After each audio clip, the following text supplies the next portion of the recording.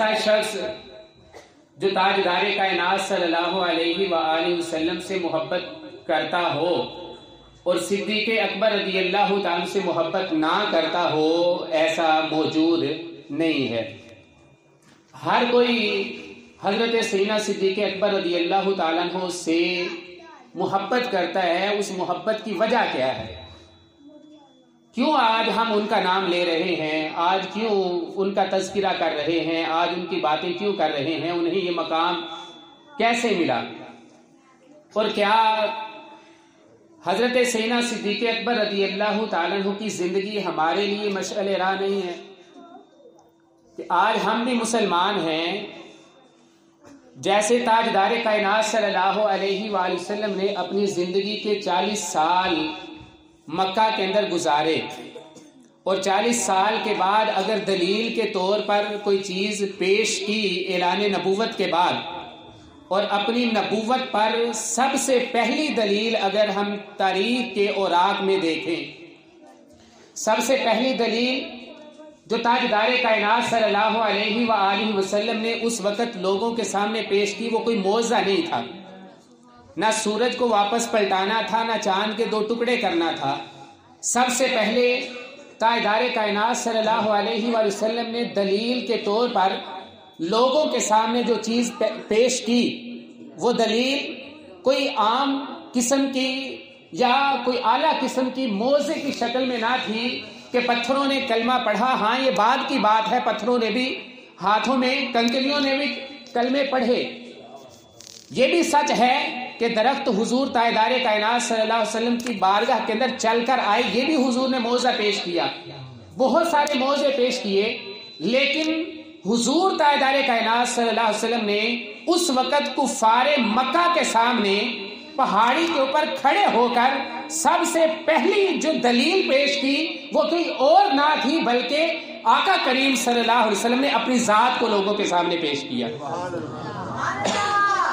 دلیل کے طور پر حضور نے اپنی ذات کو پیش کیا، اور آقا کریم صلی اللہ علیہ وآلہ وسلم نے لوگوں سے کہا اور منوایا، اور کیا منوایا؟ وہ بھی سچائی اور صداقت تھی جس کو تاجدار کائنات صلی اللہ علیہ وسلم لوگوں کے سامنے منوا رہے تھے۔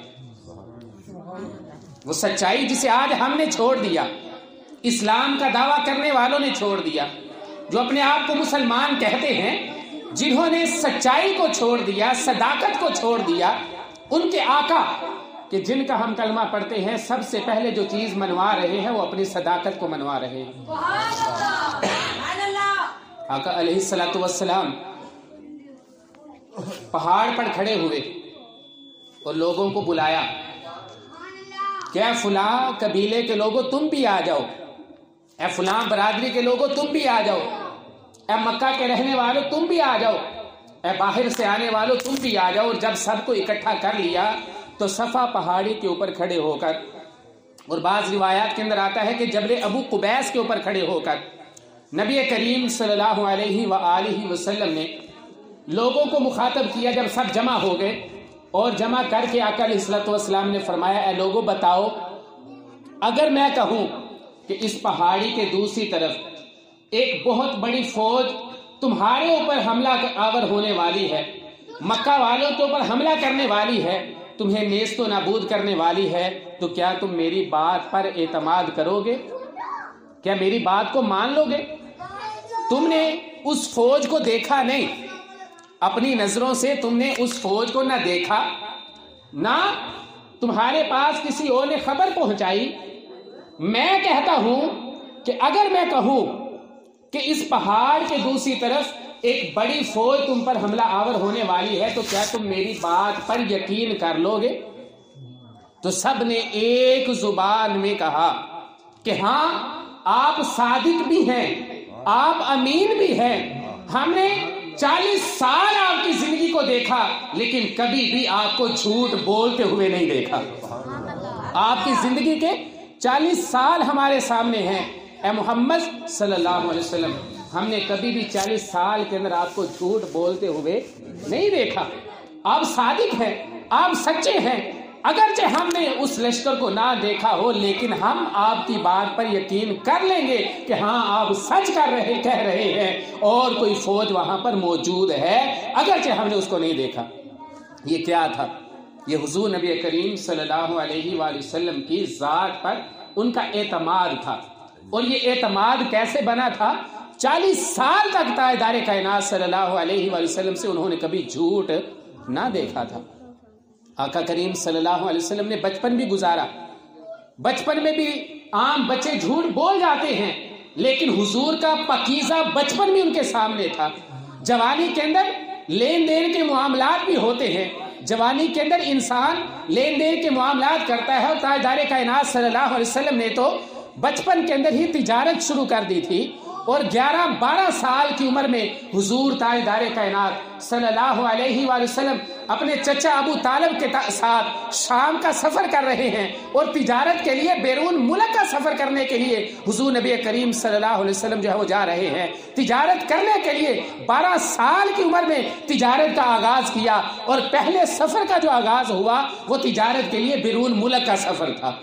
تجارت کے لیے حضور 12 سال کی عمر میں شام کی طرف جا رہے ہیں، اور پھر حضرات محترم 12 سال کی عمر سے لے کر آقا کریم صلی اللہ علیہ وسلم اپنی پوری جوانی کی عمر میں تجارت کرتے رہے، پوری زندگی تجارت کی، اور پھر 25 سال کی عمر سے پہلے 20-22 سال کی عمر ہوئی ہے، اور آقا کریم صلی اللہ علیہ وسلم حضرت سیدہ خدیجہ الکبریٰ رضی اللہ تعالیٰ عنہا آپ کا تجارت کا سامان بھی لے کر جا رہے ہیں، بیرون ملک جاتے ہیں، اور وہاں آپ تجارت کرتے ہیں سچائی کے ساتھ۔ جو عیب کسی سودے کے اندر ہوتا ہے آقا کریم صلی اللہ علیہ وسلم وہ عیب بھی بیان کرتے ہیں، واضح کرتے ہیں، اور دھوکہ بھی نہیں ہے، کسی قسم کا جھوٹ بھی نہیں، سچائی کے ساتھ جب آقا کریم صلی اللہ علیہ وآلہ وسلم تجارت کرتے ہیں، اس تجارت کے اندر بھی اللہ تعالیٰ برکت عطا کرتا ہے، منافع ہی منافع ملتا ہے۔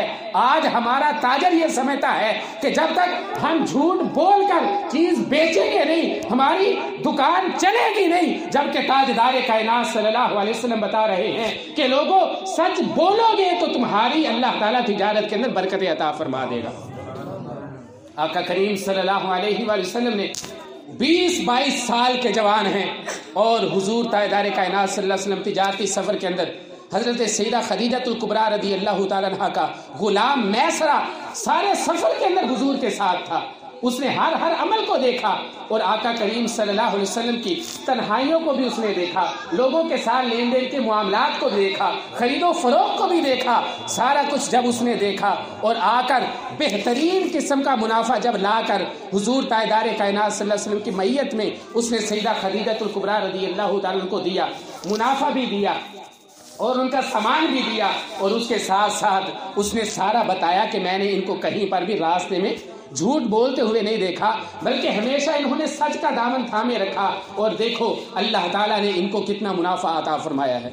اور آپ کی پوری سیرت کو جو اس نے دیکھا تھا جا کر حضرت سیدہ خدیجہ الکبریٰ رضی اللہ تعالیٰ عنہ سے بیان کر دیا، اور 25 سال کی عمر میں حضرت سیدہ خدیجہ الکبریٰ رضی اللہ تعالیٰ عنہ کے ساتھ حضور کی شادی ہوئی، پھر آپ نے نکاح کا پیغام بھیجا، حضور نے قبول فرمایا، اور حضور کی 25 سال عمر ہے، اور اس کے بعد بھی حضور تاجدار کائنات صلی اللہ علیہ وسلم تجارت کرتے رہے۔ حضرات محترم سچائی، صدق، اور پھر حضرت ابو بکر صدیق رضی اللہ تعالیٰ حضور کے بچپن کے دوست تھے، ہمیشہ سفر کے اندر حضور کے ساتھ جاتے، تجارتی سفروں میں حضور کے ساتھ رہے، یہ دوستی تھی بچپن کی، یہ یارانہ تھا بچپن کا، بچپن سے زندگی کو دیکھا ہوا تھا۔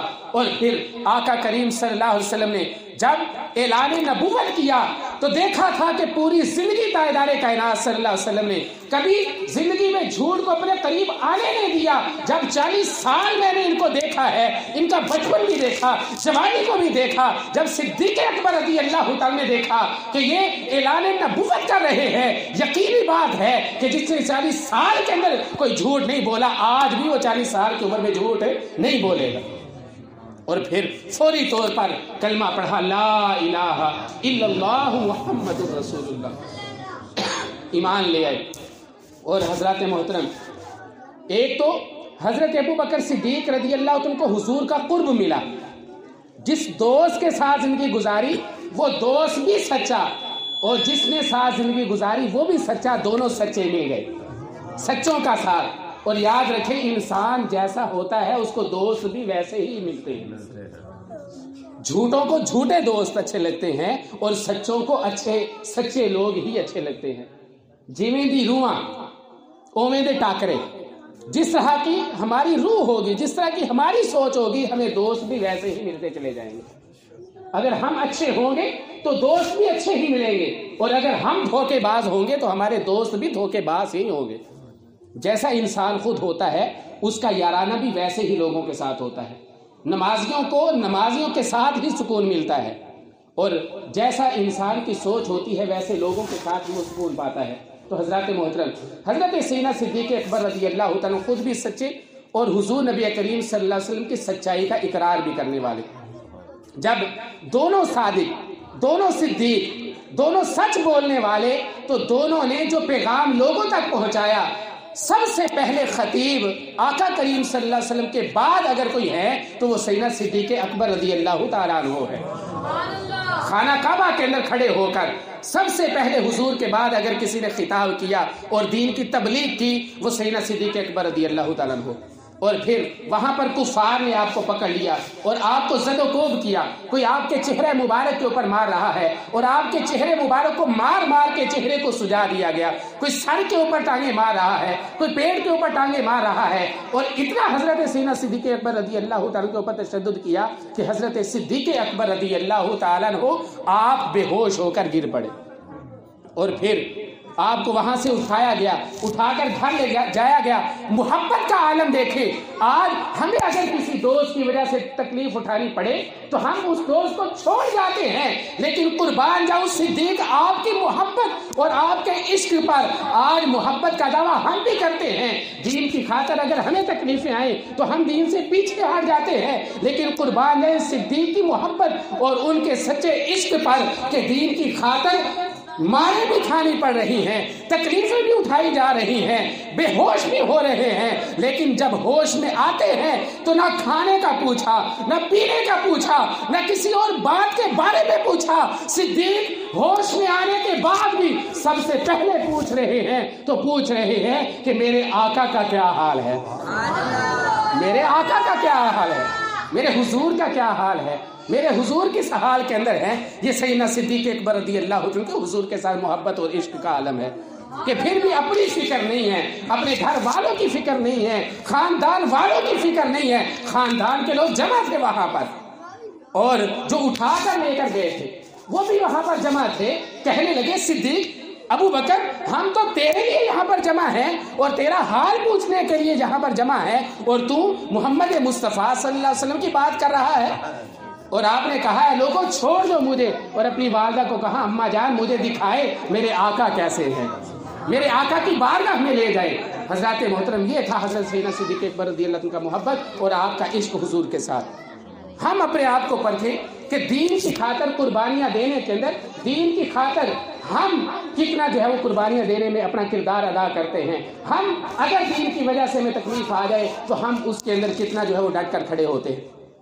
और फिर हमें यह देखना होगा कि जब वो दोनों सच्चे, हम जिनका कलमा पढ़ने वाले, और अल्लाह ताला ने कुरान में फरमाया या अय्युहल्लज़ीना आमनुत्तकुल्लाह वकूनू मअस्सादिकीन, ए ईमान वालो अल्लाह से डरो और सच्चों का साथ दो, सच्चों के साथ हो जाओ। और सच्चे कौन हैं? मेरे आका सच्चे हैं। सच्चे कौन हैं? सिद्दीक सच्चे हैं। सच्चे कौन हैं?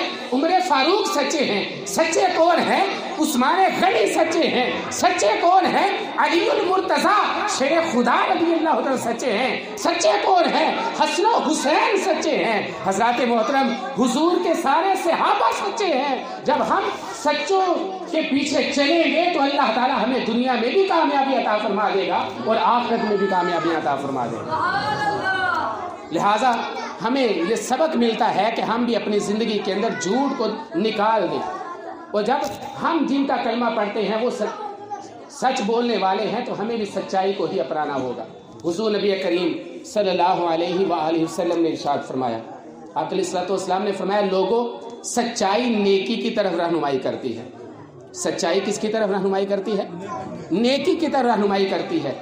اگر سچ بولو گے تو سچائی کی وجہ سے نیک بنتے چلے جاؤ گے. اور پھر حضور نے فرمایا سچائی نیکی کی طرف رہنمائی کرتی ہے اور نیکی انسان کو جنت میں لے جاتی ہے. سچائی کس طرف لے کر جاتی ہے؟ نیکی کی طرف. اور نیکی کس طرف لے جاتی ہے؟ جنت کی طرف. اور حضور نے فرمایا جھوٹ برائی کی طرف رہنمائی کرتا ہے اور برائی انسان کو جہنم میں لے کر چلی جاتی ہے. مطلب یہ ہوا کہ سچ بولنے والے جنت میں جائیں گے اور جھوٹ بولنے والے جہنم کے اندر جائیں گے. جھوٹے لوگ کہاں پر جائیں گے؟ جہنم میں. آقا علیہ الصلوۃ والسلام کی عادت مبارکہ تھی. حضرت سیدنا سمورہ بن جندب رضی اللہ تعالیٰ بیان کرتے ہیں اور مسلم شریف کی یہ روایت ہے. آقا کریم صلی اللہ علیہ وسلم کی عادت مبارکہ تھی کہ روزانہ فجر کی نماز کے بعد جب نماز ادا کرتے تو نماز کے بعد حضور صحابہ کی طرف منہ کر کے بیٹھ جایا کرتے تھے. صحابہ کرام حضور کی بارگاہ میں اگر کسی کو کوئی خواب آیا ہوتا تو صحابہ اپنا خواب حضور سے بیان کرتے. آقا علیہ الصلوۃ والسلام اس خواب کی تعبیر بتاتے. اور کبھی کبھی ایسا بھی ہوتا کہ خود تاجدار کائنات صلی اللہ علیہ وسلم اپنا خواب صحابہ کے سامنے بیان فرما دیا کرتے. اب آج الگ دن تھا کہ آقا علیہ الصلوۃ والسلام فجر کی نماز ادا کی ہے اور فجر کی نماز کے بعد حضور نے اپنا ایک خواب بیان کیا. حضور نے فرمایا رات میں نے دیکھا کہ میرے پاس کوئی دو فرشتے آئے ہیں. دو آنے والے آئے یعنی دو فرشتے آئے. اور آقا علیہ الصلوۃ والسلام فرماتے ہیں کہ انہوں نے مجھے اپنے ساتھ لیا اور مجھے سیر کروائی اور پھر ہم ایک جگہ پر پہنچے.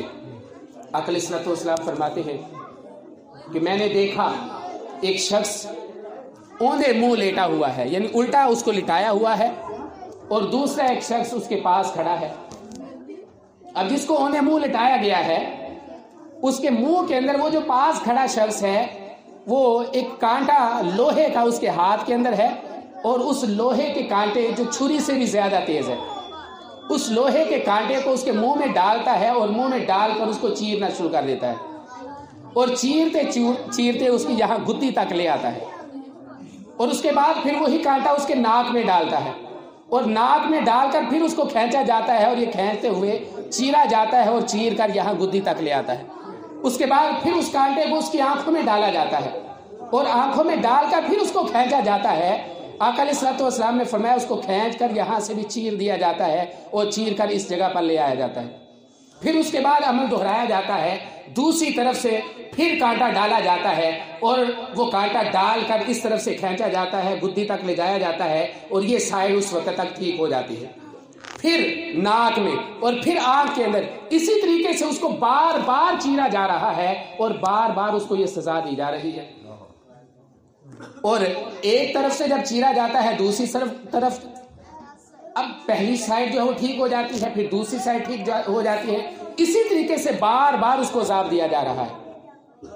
اب تھوڑی دیر جب گزری میں حیران ہوا کہ یہ کون لوگ ہیں, کس قسم کا آدمی ہے جس کو اس طرح کا عذاب دیا جا رہا ہے. تو ان دونوں فرشتوں نے بتایا کہ یا رسول اللہ صلی اللہ علیہ وسلم یہ جو شخص آپ نے دیکھا ہے جس کے ساتھ یہ معاملہ کیا جا رہا ہے حضور یہ وہ شخص ہے جو صبح کے وقت اٹھتا ہے اور اٹھ کر لوگوں کے اندر جاتا ہے اور اپنے پاس سے کوئی جھوٹی بات بناتا ہے اور جھوٹی بات بنا کر جھوٹا قصہ کہانی گھڑ کے اس کے بعد یہ لوگوں کے اندر اس قصے اور کہانی کو پھیلا دیتا ہے. اس جھوٹی بات کو کسی کے اوپر الزام لگا دیا, کوئی اور جھوٹی بات گڑھ لی اور جھوٹی بات گھڑ کر لوگوں کے اندر پھیلا دیتا ہے یہاں تک کہ شام تک اس کی وہ جو جھوٹی خبر تھی وہ پوری دنیا کے اندر پھیل جاتی ہے. اب یہ دنیا کے اندر جو جھوٹ بولنے والا ہے, جو جھوٹ بولتا تھا اور جھوٹ کو لوگوں کے اندر پھیلایا کرتا تھا, کل قیامت کے دن جب یہ اللہ کی بارگاہ کے اندر آئے گا تو جہنم کے اندر اس کو اس طرح کا عذاب دیا جائے گا. کس کی وجہ سے عذاب دیا جائے گا؟ جھوٹ کی وجہ سے, جو جھوٹ بولتے ہیں. اور پھر حضرات محترم آج سوشل میڈیا کا دور ہے, آج فیس بک کا دور ہے, آج ٹک ٹاک کا دور ہے, آج الیکٹرانک میڈیا کا دور ہے. عام شخص سے لے کر بڑے بڑے صحافیوں تک, عام آدمی سے لے کر بڑے بڑے لیڈروں تک ڈٹائی کے ساتھ جھوٹ بولے جاتے ہیں اور اس جھوٹ کو میڈیا عام کرتا ہے. آپ لوگ ویورز شپ کے چکر کے اندر شیئرنگ اور لائک کے چکر کے اندر جھوٹی باتیں اپنے پاس سے گھڑتے ہیں، جھوٹے الزامات دوسروں کے اوپر لگاتے ہیں اور پھر دھڑا دھڑ اس کو شیئر کیا جاتا ہے، اس کو آگے لوگوں تک پھیلایا جاتا ہے۔ اور جو حضور نے فرمایا کہ صبح کے وقت وہ جھوٹ بولتا ہے اور شام تک اس کا جھوٹ پوری دنیا کے اندر پھیل جاتا ہے۔ حضرات محترم، جھوٹ بولنا اور جھوٹ کو پھیلانا آج تو مشکل رہا ہی نہیں ہے۔ آج کسی کے اوپر بھی آپ بیٹھ کر الزام لگا دیں، صحافی دن رات ہم دیکھتے ہیں میڈیا کے اوپر بیٹھ کر جھوٹ بول رہے ہوتے ہیں، ہم عام لوگوں کو دیکھتے ہیں، اور جو جتنا بڑا جھوٹا ہوتا ہے آج کے دور کے اندر اتنا ہی زیادہ مشہور ہے ہمارے اندر، اتنا ہی زیادہ اس کو لوگ جو ہے وہ لائک اور شیئر کرتے ہیں، جتنا زیادہ۔ اور ایک اور حدیث مبارکہ کے الفاظ ہیں دوسری روایت کے اندر، تاجدار کائنات صلی اللہ علیہ وسلم نے فرمایا، یہ جو جس کے منہ کو چیرا جا رہا تھا بار بار، اس کی آنکھوں کو اور اس کے ناک کو چیرا جا رہا تھا، یہ کون تھا؟ حضور نے فرمایا یہ جھوٹے اور عوام کے اندر فتنہ فساد پھیلانے والے خطیب تھے۔ کون تھے؟ یہ وہ خطباء ہیں، خطاب کرنے والے لوگ کہ جو جھوٹ بولتے ہیں اور لوگوں کے اندر نفرت پھیلاتے ہیں۔ ایسے علماء، ایسے مبلغین، ایسے خطباء جو عوام کے اندر صرف فتنہ پھیلانے کا کام کرے، جو عوام کو آپس میں لڑانے کا کام کرے، دن رات ان کا کام یہ ہے کہ ایسی ایسی باتیں کہے کہ عوام آپس میں ایک دوسرے کے اوپر جو ہے وہ الزام تراشی کرے، عوام آپس میں لڑے، باتیں گھڑ کے دوسروں پر بلا تحقیق کے الزامات لگائے جاتے ہیں، بلا تحقیق کے دوسروں کے خلاف پراپیگنڈا کیا جاتا ہے، اور حضرات محترم نفرت کو عام کیا جاتا ہے۔ کیا یہ آج ہمارے اندر نہیں ہے؟ اور پھر ہمیں ایسے خطیبوں سے بچنا ہوگا، ایسے مبلغین سے بچنا ہوگا جو عوام کے اندر نفرت کا بیج بو رہے ہیں، جو عوام کو آپس میں لڑانے کا کردار ادا کر رہے ہیں، جس کو سننے سے آپ علماء سے دور ہو، جس کو سننے سے آپ اللہ کے نیک بندوں سے دور ہو، جن کو سننے سے آپ اللہ کے ولیوں سے دور ہوتے چلے جائیں۔ ایسے خطباء آپ کی دنیا کو بھی بگاڑ رہے ہیں اور آپ کی آخرت کو بھی بگاڑ رہے ہیں۔ ہمیں سوچنا ہوگا کہ کس خطیب کے پاس بیٹھنے اور اس کی باتیں سننے، چاہے وہ انٹرنیٹ کے ذریعے آپ تقریریں سنیں یا مساجد اور مدارس کے اندر تقریریں سنیں، جس عالم دین کو سن کر لوگوں کے بارے میں، خاص طور پر اللہ کے ولیوں اور اللہ کے نیک بندوں کے بارے میں آپ کے دل میں محبت پیدا ہو، ایسے خطباء کو لازمی سنا کریں۔ اور جن خطباء کو سن کر علماء کے بارے میں، اولیاء کرام کے بارے میں، نیک لوگوں کے بارے میں آپ کے دل کے اندر نفرت پیدا ہو، آپ علماء سے بدظن ہوتے چلے جائیں، آپ علماء سے دور ہوتے چلے جائیں، اللہ کے نیک بندوں سے دور ہوتے چلے جائیں، ایسے خطیبوں سے آپ کو بچنا ہوگا، ایسے مبلغین سے آپ کو بچنا ہوگا، ورنہ یہ آپ کو الگ کریں گے اور الگ کر کر جہنم کے اندر لے جائیں گے۔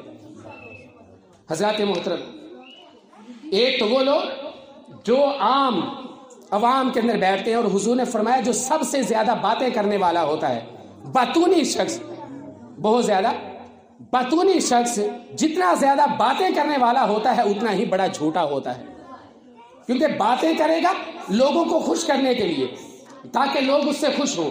جب اس کو بات نہیں آئے گی تو پھر کیا وہ کرے گا؟ جب حقیقت پر مبنی اس کو باتیں نہیں آتی ہوں گی تو پھر کیا کرے گا وہ؟ حضور نے فرمایا پھر اپنے پاس سے جھوٹ گڑے گا، جھوٹ گھڑ کر لوگوں کے اوپر الزام تراشیاں کر کے جھوٹی کہانیاں بنائے گا، اور جھوٹی کہانیاں بنا کر لوگوں کے اندر پھیلانے کی کوشش کرے گا۔ اور پھر حضرات محترم، جھوٹ کی مختلف اقسام ہوتی ہے۔ اللہ کے بارے میں جھوٹ بولنا، اللہ کے رسول صلی اللہ علیہ وسلم کے بارے میں جھوٹ بولنا۔ ایک طرف تو وہ خطباء ہے کہ جو عوام کے اندر علماء کے بارے میں، اولیاء کرام کے بارے میں نفرتیں پھیلا رہے ہیں، دوسری سائڈ ان خطباء کی ہے جو جھوٹی کہانیاں گھڑ کر تاجدار کائنات صلی اللہ علیہ وسلم کی طرف منسوب کرتے ہیں۔ ایسے ایسے خطیب بھی میں نے خود سنے، اور ایک دو مرتبہ سنا، دوبارہ دل نہیں کیا ایسے خطیب کو سننے۔ اور اولیاء کرام کے بارے میں جھوٹے قصے کہانیاں گھڑ کے عوام کو، تاکہ عوام کہے واہ جی واہ، بلے بلے کیا بات ہے، کیا کرامت سنائی ہے۔ یعنی کچھ کرامات تو حق کے اوپر ہے، سچی کرامات بھی موجود ہیں، لیکن بہت ساری ایسی کرامات بھی گھڑ لی گئی جو گھڑ کر عوام کے اندر پھیلا دی گئی، جن کا تعلق اللہ کے اس نیک بندے کے ساتھ تھا نہیں، ان کو اپنے پاس سے گھڑ کر لوگوں کے اندر پھیلا دیا گیا۔ اور یہ کن کا کام تھا؟ یہ درباری مولویوں کا کام تھا، یہ درباری خطیبوں کا کام تھا کہ پیر صاحب خوش ہو جائیں، زیلا چنگیاں آن، پیر صاحب کے مرید جو ہے وہ خوش ہو جائیں کہ واہ جی واہ کیا بات ہے، پیر صاحب کی کیا کرامت بیان کی ہے، پیر صاحب کا کیا جو فضائل بیان کیے ہیں۔ اس طرح کے خطیب جو پیسے کی خاطر اپنے پاس سے حدیثیں گھڑتے ہیں، ایسے خطیب جو اپنے پاس سے گھڑ کر تاجدار کائنات صلی اللہ علیہ وسلم کی طرف باتیں منسوب کرتے ہیں تاکہ عوام خوش ہو، عوام کو خوش کرنے کے لیے نہ اللہ کا ڈر، نہ اس کے رسول صلی اللہ علیہ وسلم کی شرم، نہ حیا، صرف کیا ہے کہ دنیا کو راضی کرنے کے لیے جو اپنے پاس سے باتیں گھڑ کے عوام کے اندر پیش کرتے ہیں، ایسے لوگوں کے بارے میں بھی تاجدار کائنات صلی اللہ علیہ وسلم نے فرمایا من کاذب علی متعمدا فلیتبوأ مقعدہ من النار، کہ جس نے میری طرف جھوٹی بات منسوب کی وہ اپنا ٹھکانہ جہنم میں بنا لے، وہ اپنا ٹھکانہ جہنم میں بنا لے۔ تیسری چیز جو ہم تاجروں کے اندر، عوام کے اندر ہے، حضور نے فرمایا تاجر فاجر لوگ ہوتے ہیں، سب کے بارے میں نہیں فرمایا لیکن فرمایا تاجر فاجر لوگ ہوتے ہیں، یعنی گناہگار ہوتے ہیں۔ اب صحابہ کرام رضوان اللہ تعالی علیہم اجمعین نے عرض کی یا رسول اللہ کیا تجارت حلال کام نہیں ہے؟ تجارت کرنا کیا حلال نہیں؟ تو آقا کریم صلی اللہ علیہ وسلم نے فرمایا ہاں تجارت کرنا حلال طریقہ ہے، لیکن جو تاجر جھوٹ بولتے ہیں اور جھوٹ بول کر اپنا سودا بیچنے کی کوشش کرتے ہیں، حضور نے فرمایا ایسے لوگ گناہگار ہوتے ہیں اور اپنی آخرت کو برباد کرتے ہیں۔ اور پھر حضور نے فرمایا دو لوگ جب سودا کرتے ہیں آپس میں، سودا کرتے وقت آقا علیہ الصلوۃ والسلام نے فرمایا دونوں کے پاس اختیار ہوتا ہے، بیچنے والے کے پاس بھی اختیار ہوتا ہے اور خریدنے والے کے پاس بھی اختیار ہوتا ہے کہ یہ دونوں آپس میں سوچ بچار کریں، بیچنے والا اپنی چیز کو اچھے طریقے سے دوسرے کے سامنے پیش کرے اور خریدنے والا اس چیز کو اچھے طریقے سے جانچ پڑتال کر کے دیکھ لے۔ حضور نے فرمایا جب تک یہ آپس میں اکٹھے ہوتے ہیں اور سودا کر رہے ہوتے ہیں، حضور نے فرمایا ان کو اختیار ہوتا ہے۔ اب حضور نے فرمایا اگر جو بیچنے والا ہے جس چیز کو وہ بیچ رہا ہے اس میں کوئی عیب تھا تو اس کو واضح کر دیتا ہے بھئی اس میں یہ عیب ہے اور یہ اچھائی ہے، اس کی اچھائیوں کو بھی بیان کر دیتا ہے، اور جس سودے کو بیچ رہا ہے اس کے اندر جو خامی ہے، کمی ہے، حضور نے فرمایا اس کو بھی بیان کر دیتا ہے، اور سچ بولتا ہے، جھوٹ نہیں بولتا۔ تو حضور نے فرمایا اب اللہ تعالیٰ ان کے اس سودے کے اندر برکت عطا فرما دیتا ہے۔ اور اگر حضور نے فرمایا بیچنے والا جو عیب تھا اس عیب کو چھپا لیتا ہے اور جھوٹ بول کر اپنا مال بیچتا ہے، آقا علیہ الصلوۃ والسلام نے فرمایا اس کا مال تو بک جاتا ہے لیکن اللہ تعالیٰ اس کے اس مال میں سے برکت اٹھا لیتا ہے، برکت ختم کر دی جاتی ہے۔ حضرات محترم، آج پاکستان کی بنی ہوئی چیز ہم پاکستانی خود کیوں نہیں لیتے؟ چیز پاکستان میں بنی ہو ہم خود پاکستانی نہیں خریدتے، اور جاپان سے کوئی بھی چیز بنی ہوئی ہو، made in Japan, made in fly لکھا ہو تو ہم آنکھیں بند کر کے لکھ لیتے، اس کو خرید لیتے ہیں۔ وجہ کیا ہے؟ ہمیں اپنے اوپر اعتماد کیوں نہیں رہا اور دوسروں کی چیزوں کے اوپر ہم آنکھیں بند کر کے ان کو لے لیتے ہیں؟ وجہ کیا ہے؟ وجہ یہی ہے کہ ہم نے جو چیزیں بنائی تھی 2 نمبر بنائی تھی، ہم نے جو چیزیں بیچی تھی جھوٹ بول کر بیچی تھی، اور دوسروں نے جو چیزیں بیچی تھی وہ خالص چیزیں تھیں اور انہوں نے جھوٹ نہیں تھا بولا بلکہ سچ بول کر بیچی تھی۔ ان کا اعتماد بڑھتا گیا، پوری دنیا کے اندر ان کی مارکیٹ بنتی گئی اور ہمارا اعتماد جاتا رہا اور ہماری مارکیٹ پوری دنیا کے اندر خراب ہوتی گئی، معیشت تباہ ہو گئی، برباد ہو گئی۔ اور پھر ہم یہ کہتے ہیں کہ ملک پاکستان ترقی کیوں نہیں کرتا؟ چھوٹے سے لے کر بڑا، سیاستدانوں سے لے کر حضرات محترم ہمارے ممبروں تک جھوٹ ہی جھوٹ جو ہے وہ الا ماشاء اللہ، سب کی بات نہیں کر رہا، بہت اچھے لوگ بھی ہیں لیکن جھوٹ کثرت کے ساتھ پھیلتا چلا جا رہا ہے، جس کی وجہ سے آج ہم برباد ہوتے چلے جا رہے ہیں۔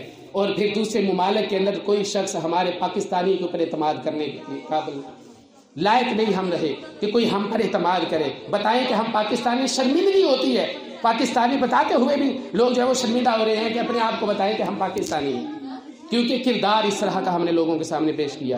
تو سیدنا صدیق اکبر